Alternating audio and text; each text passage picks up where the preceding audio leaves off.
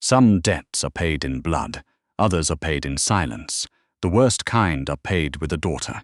Maeve had known for years that her uncle Gerald kept 2 sets of books, one for the CRA auditors who came around every spring with their polite questions and their polished shoes, and one he kept in a green ledger under the floorboard of his office on Granville Street, where the numbers told a very different story. She had found it when she was 19, working her first summer for Callahan and Associates, doing data entry and trying to pay off the last of her student loan. She had put it back exactly as she found it. She had never said a word.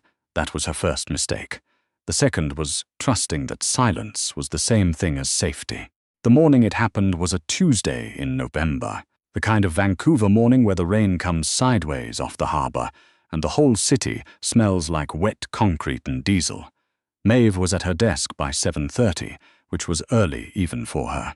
She had 3 months of receivables to reconcile before the quarterly review, and she worked the way she always worked, methodically, without talking, a thermos of black coffee going cold at her elbow. She was good at her job. Gerald had told people she was the best bookkeeper he had ever had, which was the nicest thing he had ever said to her. And also she understood now. The reason she was still there at 26, making $62,000 a year, when the market rate was closer to 80. He came in at 9:10. He did not take off his coat. Maeve. He said her name the way he always said it, like it was a mild inconvenience. I need you to come with me. She looked up from her screen. Gerald Callahan was 61 years old, built like a man who had once been strong and was now running on reputation. His face was the color of old wax. He had not looked like this the week before. He had not looked like this ever. Come where, she said. There's a meeting. It's nothing. He was already turning away. Bring your laptop. She should have asked more questions. She knew that now. But she had been raised by Gerald's sister, her mother, who died of ovarian cancer when Maeve was 11. In a household where you did not ask Gerald questions. You thanked him for what he provided, and you did not push. She had 26 years of that training. It was hard to unlearn in a Tuesday morning with rain on the windows. She brought her laptop. The car was a black Escalade she had never seen before. The driver did not introduce himself. Gerald sat in the front and did not turn around for the entire 40-minute drive out to Burnaby, and Maeve sat in the back and watched the city give way to industrial yards and then to a stretch of waterfront that she did not recognize, with warehouses spaced wide apart and no signage she could read. She had reconciled the receivables. She had balanced the books. She had spent 7 years making Gerald Callahan's numbers add up, and somewhere in that time she had stopped noticing that some of those numbers did not make sense for a mid-sized accounting firm in Kitsilano. She was noticing now. The building they pulled up to was unremarkable. Grey concrete, steel roll-up doors, a small security booth with a man inside who did not wave them through so much as simply stop watching. They went in through a side entrance, a long corridor with fluorescent lights that buzzed slightly, a room at the end. There was a table. There were chairs. There were 3 men she had never seen, and one man sitting slightly apart from the others who she had also never seen, but whom she understood immediately, the way you understand a cold front moving in off the ocean before it actually arrives. He was not the biggest man in the room. He was wearing a dark grey suit with no tie, and he had his hands flat on the table in front of him, and he was watching Gerald walk in with the expression of someone who has already finished a calculation and is waiting for the other party to catch up. Gerald sat down. Maeve stood near the door because no one had told her to sit. "This is her," the man said. He had a low voice, unhurried, exactly. "This is Maeve," Gerald said. "She's family. She runs the books. I know what she runs." The man looked at her for the first time directly. His eyes were dark and very still. "Come and sit down, Miss Callahan. She's a Brennan," Gerald said, too quickly. "Her mother was my sister. Different name." The man did not look at Gerald when Gerald spoke. He kept looking at Maeve. She walked to the table and sat down because she was not going to stand by the door like something forgotten. "My name is Voss," he said. "I believe you've been maintaining certain financial records on behalf of your uncle." "I maintain the firm's records," Maeve said. That's my job, the firm's records. He said it the way you repeat something back to test its weight. Your uncle has a debt, a significant one. He has proposed a means of settling it. He paused. You? The room was very quiet. Maeve could hear the fluorescent light buzzing faintly above the door. She turned and looked at Gerald. He was looking at the table. He proposed me, she said. She said it flatly, the way she stated numbers, without inflection. Because inflection was something you added after you understood what you were dealing with. She did not understand what she was dealing with yet. She was still loading the data. It's not like, Gerald started. He proposed your skills, Voss said. Specifically, your uncle owes me $1.4 million, which he borrowed 18 months ago against assets he did not own. He cannot repay it. He has offered me something he believes to be of equivalent value. He looked at her steadily. He says you can find money that other people cannot find, that you see things in numbers that accountants twice your age miss. He says you're wasted on him. Maeve was quiet for a moment. He's right, she said. I am. Something shifted slightly in Voss's expression. Not a smile, nothing that neat. But a small adjustment, like a door settling on its frame. The arrangement would be 1 year, he said. You come to work for me, full access to my financial infrastructure. You find what's leaking, fix what's broken, and in 12 months I consider the debt paid and you walk away. He tilted his head slightly. Or you can walk out that door now, and I'll collect from Gerald in the way I would normally collect. That will not be pleasant for anyone. Maeve looked at her uncle one more time. He had gone very still. The way men go still when they know the ground under them is no longer solid. She thought about her mother, about the hospital room and the smell of antiseptic and Gerald standing in the corridor saying, "Don't worry, I'll take care of everything." She thought about the apartment she had helped him buy, and the firm she had helped him grow, and the 7 years she had given him at below market rate, because family. "How do I know you'll keep your word?" she said. She was talking to Voss. He reached into the breast pocket of his jacket and put a single card on the table. A name, a number, an address on West Georgia. "That's my lawyer," he said. "She'll draw up a contract in writing. Specific terms, specific end date, specific penalties if either party fails to perform." He looked at her. "I keep accounts, Miss Brennan. I don't like debts that run long." She picked up the card. "Fine," she said. "But I want my own apartment. I don't stay in your building." Gerald made a sound something between relief and disbelief. Voss said, "Agreed. And I want access to everything. Not summaries, not curated reports. Everything. That's the point of hiring you. And if I find something you don't want me to find, then you'll tell me," he said. "That's also the point." He finally pulled his hands off the table and leaned back slightly in his chair. "Welcome to the firm, Miss Brennan."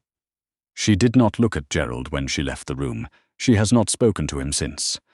The offices were on the 14th floor of a building on West Cordova that looked, from the outside, like a completely normal import-export company, which is exactly what it was, among other things. Maeve arrived on her first Monday with her laptop bag, a thermos, and the contract she had read 4 times and had annotated in the margins. Voss's lawyer, a precise woman named Adese, who wore identical black blazers every day and spoke in complete paragraphs, had not blinked once at Maeve's additions. She had simply incorporated them. The office they gave her was small and had a window that faced the inlet. She could see the North Shore Mountains on clear days, which were not frequent in November, but not impossible. She organized her desk the way she organized every desk. Nothing extraneous, everything within reach, and she opened the first file they sent her and started reading. By noon she had found 3 things. By end of day she had found 11. She sent a summary to Voss at 6:15. He replied at 6:17. "Which one concerns you most?" She thought about it. The Kelowna transfers, the pattern's too clean. Someone scrubbed it, silence for 4 minutes. Then, "Come to my office in the morning." 8 o'clock, she went. His office was on the corner, large but not ostentatious. A desk, bookshelves, a window that went floor to ceiling facing the water. He was already there when she arrived, standing with his back to the room, a coffee in his hand. He turned when she came in. She had not looked at him carefully in that first meeting in Burnaby. She did so now. He was taller than she had registered, late 30s or early 40s. It was hard to tell because his face was the kind of face that had been through things and had arrived somewhere on the other side of dramatic expression. A scar along his jaw, faint but there, dark eyes that catalogued things quickly and filed them without visible reaction. "Sit down," he said. She sat. "Tell me about the Kelowna transfers." She opened her laptop and turned it toward him. 6 transfers over 14 months, different origin accounts, different amounts, but the timing is consistent, always within 48 hours of a shipment manifest being filed. The dollar amounts don't match the manifests, but if you adjust for a standard 30% markup and then subtract a fixed fee, she tapped the screen, it comes to exactly the same number every time. 142.7, not approximately. Exactly. He looked at the screen for a long moment. He had a stillness that was not passivity, it was something more deliberate than that. "Someone on the inside," he said. "Someone with access to both the manifests and the transfer authorizations." She paused. "It's not a new arrangement. This has been running for at least 3 years before your current records begin. Whoever set it up knew what they were doing." He was quiet. "You knew," she said. It wasn't an accusation. She said it the way she said numbers, as a statement of what the data indicated. "I suspected," he said. "I didn't know who." He looked at her. "Can you go back further? If you give me access to the archive servers, the ones your IT director told me were in backup only." Something shifted in his face again. That small adjustment, the door settling. "I'll have it set up this afternoon." "Thank you," she said, and reached for her laptop. "Mrs. Brennan." She stopped. He was looking at her steadily. "What you find in those servers, you bring it to me directly. No one else in this office." She met his eyes. "I assumed that was the case. I want to hear you say it. I'll bring it to you directly," she said. He nodded once and turned back to the window. She was at the door when he said, without turning around, "You didn't ask me what I'll do with whoever it is." She paused. "That's not my department," she said. He was quiet for a moment. "Most people want to know," she said. "Aren't here to balance books." She went back to her office and drank her cold coffee and started pulling archive files. The weeks built slowly, the way significant things do. She mapped the network from the inside out, not the official org chart, which was a work of creative fiction she privately admired for its audacity, but the actual flow of money and obligation and deferred payment. Voss's operation was large and complicated, and had the specific kind of mess that comes not from chaos but from years of accretion. Decisions that made sense at the time, layered on top of other decisions that made sense at the time, until the whole structure was holding itself up through sheer momentum, and no one person could see all of it clearly. She could. She also started to understand, without being told directly, what kind of man Voss was. Not through conversation. They did not have many conversations, and the ones they had were efficient, specific, about numbers. But through the patterns his choices left in the ledgers. He paid people on time, always, without exception. He maintained agreements that had long since ceased to benefit him financially, because the agreements were still active. He had a charitable trust, buried in a subsidiary that had nothing to do with his name, that made quarterly donations to a women's shelter in Strathcona and a youth housing program in the downtown East Side. She found it while following a thread about the Kelowna transfers, and stared at it for a long time before deciding what to do with the information. She did not include it in any report. It was not relevant to the scope of her work. She told herself that was why. The man with the Kelowna transfers turned out to be a vice president named Colin, who had been with Voss's organization for 11 years, and who had also, as it emerged from the archive servers, been running a parallel arrangement with a rival syndicate out of Calgary. He had sold shipment information. He had also, Maeve found on a Wednesday afternoon in December, moved $12,000 into a personal account belonging to her Uncle Gerald 2 years ago, 3 months before Gerald had borrowed money from Voss that he couldn't repay. She sat with that for a while. Then she went to Voss's office. She put the file on his desk. She showed him the 12,000. She showed him the connection. He read through it. His face did not change. When he finished, he looked up at her. Your uncle knew about Colin, he said. It appears Colin paid him not to mention it. Gerald also appears to have used the information as leverage at some point, which I suspect is part of why the debt grew the way it did. She kept her voice even. I thought you should know the full picture. Does it change your position? She looked at him. My position is that I was put in a room and exchanged for a debt I didn't know existed, by a man I spent 7 years helping, because he was too frightened to tell the truth to anyone, including himself. She paused. The 12,000 doesn't make it worse. It just makes it more complete. Voss was quiet for a long moment. Gerald Callahan came to me 8 months ago, he said. He pitched me a proposal. He said he had a niece who was exceptional with numbers and could fix a problem I hadn't been able to fix. He was offering you, not his assets, not his firm. You. He said it plainly, not to cause pain, but because plainness was how he communicated. He had already decided before he ever arranged to borrow the money. Maeve sat with that. It did not surprise her. That was the worst part. It did not surprise her even slightly. She had known Gerald her entire life, and she had known, somewhere under the place where you keep the things you are not ready to look at, that he had always seen her as a resource. Her mother had been a resource.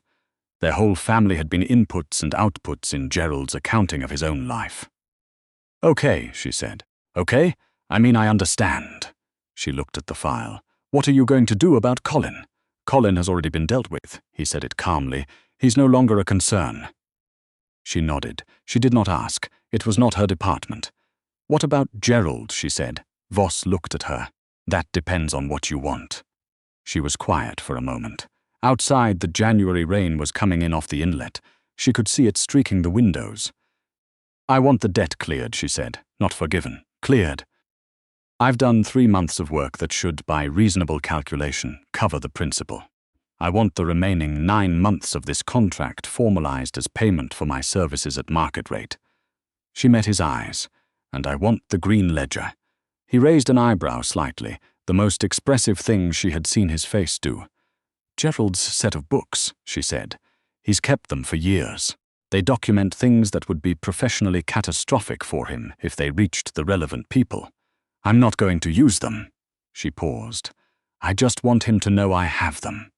A long quiet. You want him to spend the rest of his life knowing, Voss said. I want him to spend the rest of his life being careful, she said. There's a difference. He looked at her for what felt like a long time. I'll have the contract amended, he said, and I'll get you the ledger. The 12 months ended on a Thursday in November, 1 year and 2 days after that drive out to Burnaby in the rain. Maeve had restructured 4 subsidiaries, closed 2 accounts that were hemorrhaging quietly into other people's pockets, renegotiated 3 supplier arrangements, and found, buried in a set of 2019 transactions, an asset that Voss had not known he owned. A warehouse in Richmond that had been acquired as part of a debt settlement and then administratively misfiled and forgotten. It was worth, conservatively, $2.3 million. She put the final report on his desk on Thursday morning. He read it while she sat across from him, which she had started doing somewhere around month 4, reading things while she was present, rather than dismissing her to wait for a response. When he finished, he set the report down. The contract ends today, he said. Yes. Do you have something lined up? She had 3 offers. 2 from firms she had contacted herself, and 1 from Adeyese, who had at some point in the last 12 months apparently decided that Maeve's particular skill set was relevant to her own practice, and had made an offer so specific and well-structured that Maeve had read it twice before responding. A few things to consider, she said. He was quiet for a moment. He looked out at the water, which was flat and grey and winter-bright. I'd like you to consider staying, he said. Not under the original terms. New contract, new rate, different scope. He glanced at her. You're not a bookkeeper, you know that. You're something else. She looked at him. She had spent a year learning his operation from the inside.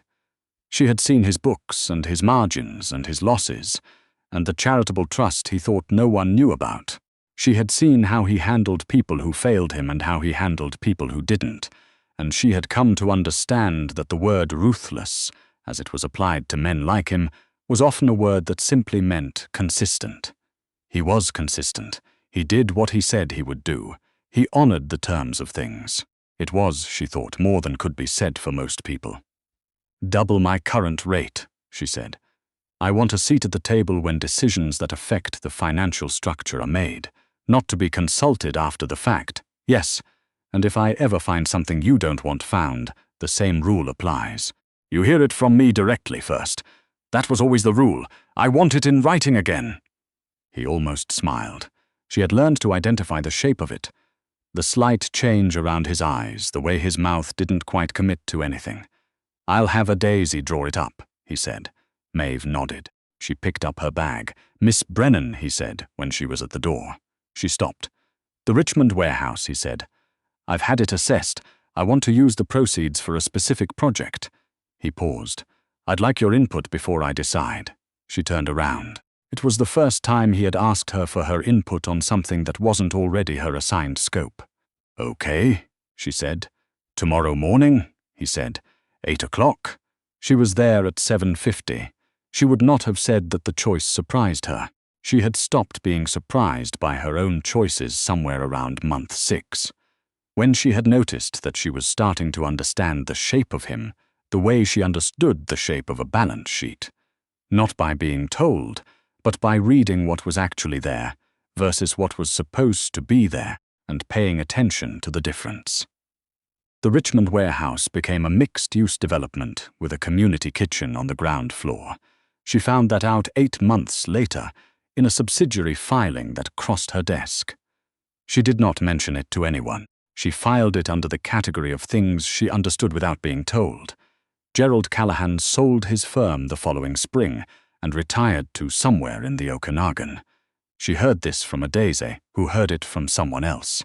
She did not ask for details. She had the ledger in a safety deposit box at a TD branch on Robson Street. She had never opened it. She didn't need to. She had always been good at knowing which numbers mattered and which ones you kept, because the keeping itself was the point. Gerald had taught her that, actually, without meaning to. She had learned a great deal from Gerald without him meaning to teach her anything. She was, by any reasonable accounting, the most useful person in a very complicated room. She had been that for years. The difference now was that everyone in the room knew it, including her.